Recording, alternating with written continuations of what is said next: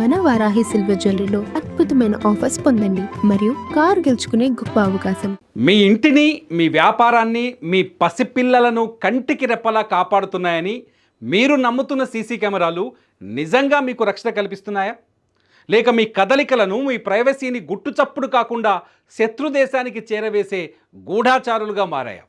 అడుగడుగునా మనల్ని నీడలా వెంటాడుతున్న ఈ చైనా ఎలక్ట్రానిక్ కళ్లపై భారత ప్రభుత్వం ఎందుకు సర్జికల్ స్ట్రైక్ చేస్తోంది?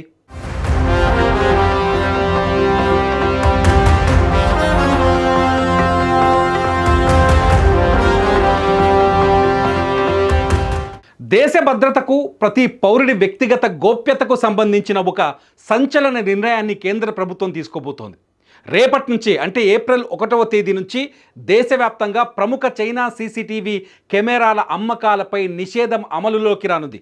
ఇప్పటివరకు మన ఇండియన్ మార్కెట్లో దాదాపు 3/4 వాటాను ఆక్రమించుకొని రారాజులుగా వెలుగొందుతున్న చైనా దిగ్గజ కంపెనీలు హిక్ విజన్, దహువా, అలాగే టీపీ లింక్ ఉత్పత్తులు ఇకపై మన దేశంలో అమ్ముడవ్వవు.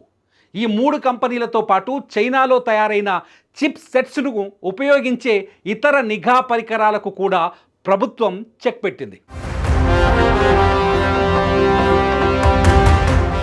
ఎందుకు ఈ నిషేధం? వీటిపై ఉన్న ప్రధాన ఆరోపణలు ఏంటి? కేంద్రం తీసుకున్న ఈ సంచలన నిర్ణయానికి ప్రధాన కారణం జాతీయ భద్రత. ఈ చైనా కెమెరాలు, వాటి అనుబంధ సాఫ్ట్వేర్లు మన భద్రతా ప్రమాణాలకు అనుగుణంగా లేవని ప్రభుత్వం తేల్చి చెబుతోంది.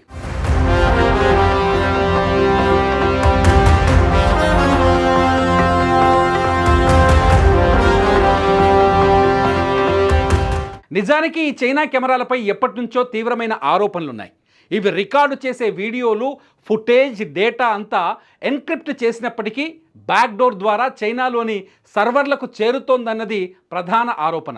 ఇది కేవలం మన దేశంలోనే కాదు, అమెరికా, బ్రిటన్, ఆస్ట్రేలియా లాంటి దేశాలు కూడా ఇదే భయంతో ఇప్పటికే ఈ బ్రాండ్లపై ఆంక్షలు విధించాయి. దేశ రక్షణ రంగానికి సంబంధించిన కీలక ప్రాంతాల్లో, ప్రభుత్వ కార్యాలయాల్లో ఈ కెమెరాల ద్వారా చైనా గూఢచర్యానికి పాల్పడే ప్రమాదం ఉందన్న ఇంటెలిజెన్స్ హెచ్చరికల నేపథ్యంలో ప్రభుత్వం అప్రమత్తమైంది.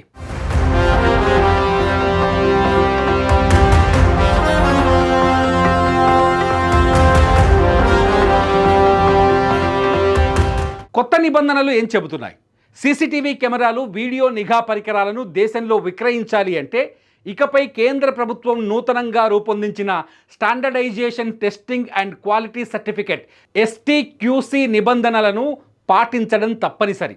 ఈ కఠినమైన భద్రతా పరీక్షల్లో పాస్ అయితేనే ఏ కంపెనీ అయినా తమ కెమెరాలను అమ్ముకోవచ్చు. కానీ ఈ భద్రతా పరీక్షల్లో చైనా బ్రాండ్లు ఫెయిల్ అవ్వడంతో అధికారులు వీటికి ధృవీకరణ పత్రాలు మంజూరు చేయడానికి నిరాకరించారు. దాంతో ఏప్రిల్ 1 నుంచి వీటి అమ్మకాలు నిలిచిపోనున్నాయి. మరి ప్రత్యామ్నాయం ఏంటి? చైనా బ్రాండ్ల నిష్క్రమణతో ఏర్పడే భారీ గ్యాప్ను భర్తీ చేయడానికి మన భారతీయ బ్రాండ్లు సిద్ధంగా ఉన్నాయి.